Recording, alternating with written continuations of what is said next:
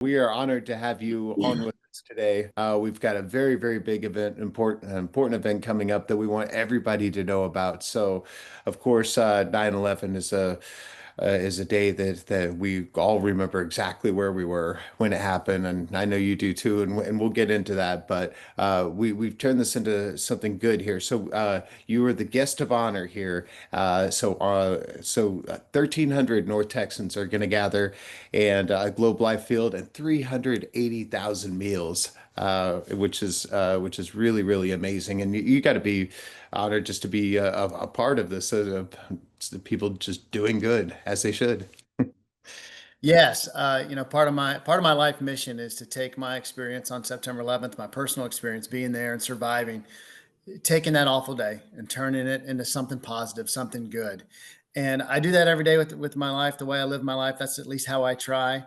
And this then to partner with this event, the 9/11 Giving Service Day, it's an amazing thing. Started by a couple of men not long after 9/11, and one of their brothers, I think it was Jay Winnick, one of his brothers was a volunteer firefighter who died responding to the attacks. And what a way to honor him, honor all of the first responders, the 422 first responders who died that day.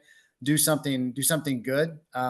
Pack nationwide 380,000 meals, almost 400,000. That blows my mind. Yeah, that's really, really amazing. And of course, I know 9/11 is probably also a tough day too. You were there, you know. I know I was in New York the day before and I was supposed to leave that day. And just I know and my friends on the ground there it haunts them every day. Yeah, I mean that it haunted me. Of course, I have a harrowing experience, a roller coaster ride that I just documented in my new book that just came out. But yeah, and I struggled with it mightily, if I'm honest, for years until the about the 10-year anniversary that I started sharing. I was encouraged by people that I trusted to start sharing my story, and when that happened, Paul, yeah, real healing started taking place. Real some restorative work started happening as I shared my story again, and I started to use that experience to do something good and start moving the ball down the field in a good direction. It's been a good thing ever since. Yeah. Well, and of course, given your position, I'm sure it was hard to probably talk about a whole lot of it, right? It was really hard to talk about. And being a Secret Service agent at the time, I was so for 25 years and just recently retired. I chose not to talk about it for a lot of reasons. Our operational tempo was through the roof in the years following 9/11, so it was difficult. But once I caught my breath, and once I started to see, look, you can't hold on to this darkness. You can't let this event and this day ruin you. Uh, I had a family. I started to have a family. I started having sons and so forth. Know that they need to grow up in a healthy household. And once I started sharing the story, yeah, a lot of healing took place. Wow, that's wonderful. Well, tell us a little bit about the book. So I see it right there behind you. Yeah, it's called "Bury Me in a Dirty Suit." It's all about it's part memoir, right? It's part of my life in the Secret Service for 25 years, specifically on that day, and I use some other work experiences as well over the years. But it's a firsthand account what it was like to be on the ground, on the street, in the towers a couple of times during the first collapse, the second collapse, and the space after, in between, and the space afterwards. Me and my colleagues, helping people evacuate. Me and my colleagues commandeering fire equipment that wasn't being used and just kind of putting out fires where we could. Mm. All of that, but also it's all about purpose. It's all about pursuing, discerning, and pursuing our God-given purpose and living a life moving forward. Again, that theme, taking beauty from ashes, right? Moving forward with a greater sense of mission and meaning in life. And this book equips you to do that. Yeah. Now I know that some people are going to find that inspirational, and there's a lot of people with really, really good stories that just need to be told. And a book's a great way to do it. What advice would you give to somebody that wants to go down that road? Because I know it's tough. It is. It takes courage. Paul, I like to say courage is a choice. Ben Franklin, he once said, a man without courage is like a knife without an edge. You're an implement. You're a tool to be used for good. And when there's no courage, there's no edge. It can't be used. And so I talk about that a lot in the book. What does it mean? What does real courage look like? And it's not just some one, stepping up in one heroic, crazy event like it was on 9/11. It's really a daily thing. It's a muscle that needs to be built every day, and that means going against the grain. And what does it mean? I'll link it again with this event that we're talking about here. There's 47 million Americans every year have some kind of food scarcity issue.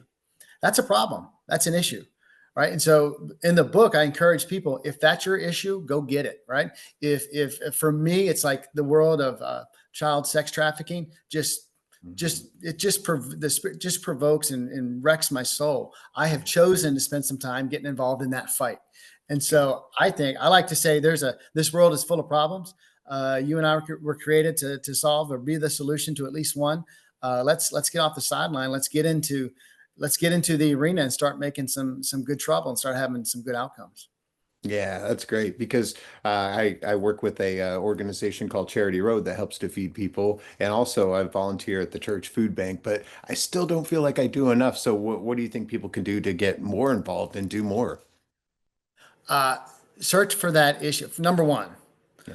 I would encourage all people, and especially men. I think this resonates a lot with men. Find your brothers. Find the people Mhm. that you're going to work with shoulder to shoulder. I find that number one, you become a more effective team.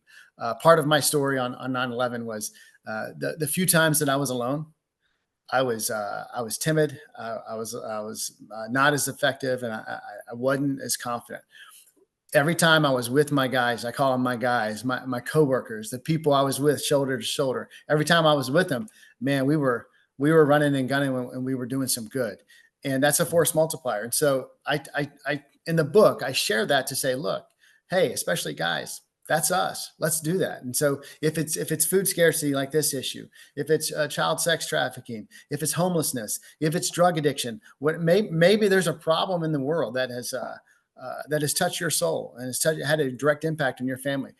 I encourage them. The title of the book is "Bury Me in a Dirty Suit." I encourage you to metaphorically get your suit dirty every day. Mhm. I like to say this world is full of problems, right? There is an arena. There's an arena, and a lot of these arenas are just waiting for the gladiator to show up, Yeah. to get in there and fight the good fight. Yeah, that's amazing. I love that. Part of that is mindset, and we talk about that on the show a lot. Is there something that you keep in mind or tell yourself that kind of keeps you on the right path? Is it maybe a mantra, or is it your faith, or what is it that keeps you just going like that? Yeah, for me, it's my faith. For me, it's like, look, I'm a man of faith, and God has put me in this time and in this place Mhm. for a reason, for a purpose. I've heard it said we were created on purpose for a purpose, and so my life is just much more content, much more fulfilling, and selfishly much more joyful when I Mhm. know I'm pursuing the calling that has been placed upon me. And for me, as a person of faith, I don't determine my calling; my Creator does. So uh, I just encourage people to try to discern what that is, and then start walking it out again with brothers and sisters, people that are like-minded that you can work with, and you just you start making good decisions, and you're doing good for people, and that's good, and you're bringing what I call light into darkness, but you're also getting your own joy and contentment by being used the way you're supposed to be used. Yeah, I love that. And you'll like this. My co-host is Drew Pearson, one of our great Dallas Cowboys, caught the Hail Mary, win the Hall The of Fame. original, the original '88. The original 88. Yeah, that's right. Hut hut. And we love to ask people their Hail Mary moment, which is that moment in your life or career where you just kind of had to go for it and it worked out for you. Might be this, but might be something else. Or I don't know. Maybe you can't talk about it. I have had some Hail Mary I moments, bet. and some of which I still don't feel comfortable talking about over my Yeah. 25-year career. But honestly, I hate to say it, it's right now. Yeah. Um, I did one thing, and I feel like I did it well for 25 years and 4 months. Hmm. I served as a Secret Service agent, served this nation. I helped protect 5 different presidents, vice presidents, and countless heads of state, and traveled to over 40 countries. Um, but I was done with that mission. I wasn't running from something, Paul. I was running towards something, something Mm. new. And I'm all about, and the book's all about mission and meeting and pursuing that. And I really felt like I said, look, I said to myself, I said, self, we're going to do one more presidential campaign and then we're leaving. So I did the 2024 presidential campaign, which was really normal and really easy, right? Yeah. And Oh my goodness. did that one. And once I was done with that, I was like, okay, it's time to go. And releasing this book, putting Mhm. myself, exposing myself and my thoughts and my experience to the world like this is intimidating at times, but it also fires me up. And now calling people to higher purpose, greater mission, greater meaning. This is my Hail Mary, man. I'm living it. I love it. So is that what you hope that people will get out of the book is that to help find their purpose and carry it out? Absolutely. I mean, it's written for a few I want to honor the fallen. I want to create a historical account that can never be taken away. This is what it was like, right? I want to honor the 3,000 we lost, the 422 first responders. I want to honor the soldiers and warriors who went downrange to make sure this never happened again. All of Mhm. that, and I want to honor my Creator. I want to honor my Lord. Uh, but all of that is I'm trying to make beauty from ashes here and inspire, and most importantly, equip people, right? Give them the tools they need to be an implement, to be an instrument for good and for light in the world.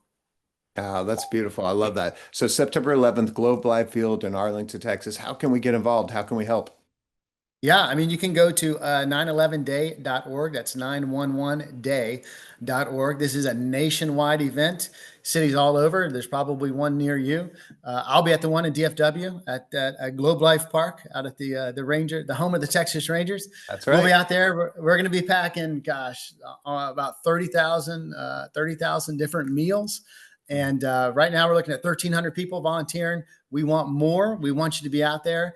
The spirit of this event is the spirit that's moving me, which is let's take this day of memorial and let's turn it and bring some good out of it. I love it. Good. That's great. Well, I want to sign up. So hopefully I'll get to see you in person on the 11th. Really appreciate your time, everything that you're doing. And hey, we got to pick up your book. I'm really, really looking forward to that. All right. Bury me in a dirty suit. No clean suits, Paul. That's right. Thank you so much. Appreciate your time. All right, Okay, thank you. bye.